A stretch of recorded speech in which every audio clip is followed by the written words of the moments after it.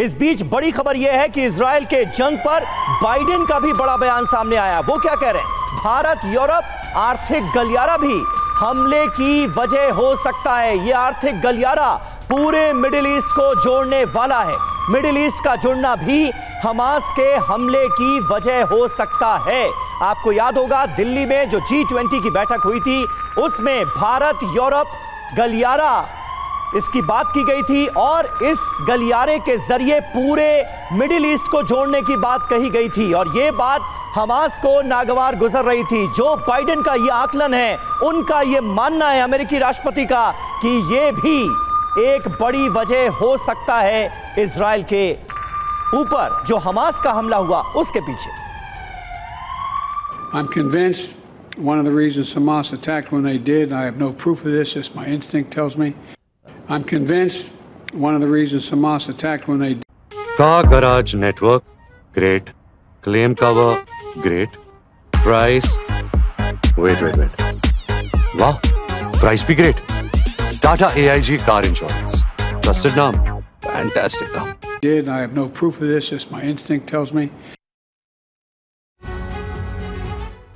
Europe आर्थिक गलियारा आखिर कैसे मिडिल ईस्ट के नॉन स्टेट एक्टर्स के लिए गले की हड्डी बन रहा है और क्यों बाइडेन को ये कहना पड़ रहा है, इसकी वजह आइए मैं आपको बताती हूँ। ये देखिए, दरअसल इस पूरे प्लान को इस तरह से समझिए, ये मैप के जरिए समझिए और साथ ही चीन ने वन बेल्ट वन रोड को सीधी टक्कर दी है। इसके साथ ही इजराइल से लेकर सऊदी अरब तक को फायदा है। साथ ही भारत की स्वेज नहर पर निर्भरता इससे कम हो जाएगी। खाड़ी के बड़े जो देश हैं वो एकजुट हो जाएंगे। ये जानकारियां बता रहे हैं कि बाइडेन ने क्या संकेत देने की कोशिश की है और इसके जरिए आप ये समझिए कि भारत का आर्थिक गलियारा बाइडेन ने इसको लेकर क्या साफ साफ मैसेज देने की कोशिश की है। बिल्कुल, और देखिए जो प्रीति आपको बता रही थी इस पर कुछ और इंफॉर्मेशन आपको बता दें। इंडिया, मिडिल ईस्ट, यूरोप के इकोनॉमिक कॉरिडोर की जो घोषणा हुई भारत में G20 समिट के दौरान प्रधानमंत्री नरेंद्र मोदी ने खुद की थी।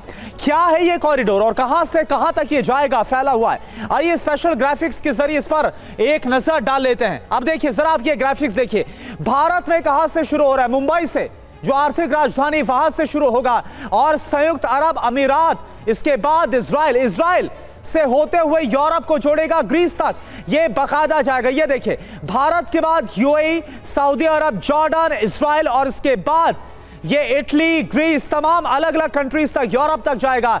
और इस तरह से ये जो आर्थिक गलियारा है, ये बताया जा रहा है कि कई जो नॉन स्टेट एक्टर्स है मिडिल ईस्ट के, क्योंकि इजराइल और जो पूरा अरब कंट्रीज है वो एकजुट होते हुए नजर आ रहे थे, वो इनकी आंखों में खटक रहा था। और इसी के बाद ये देखिए 9 सितंबर को इस प्रोजेक्ट के MOU पर बकायदा दस्तखत भी हो गए थे। दस्तखत करने वाले देशों में भारत के अलावा अमेरिका, सऊदी अरब, संयुक्त अरब अमीरात, यूरोपीय यूनियन, इटली, फ्रांस और जर्मनी। इस कॉरिडोर के बनने के बाद रेल और जहाज से ही भारत से यूरोप तक पहुंचा जा सकेगा।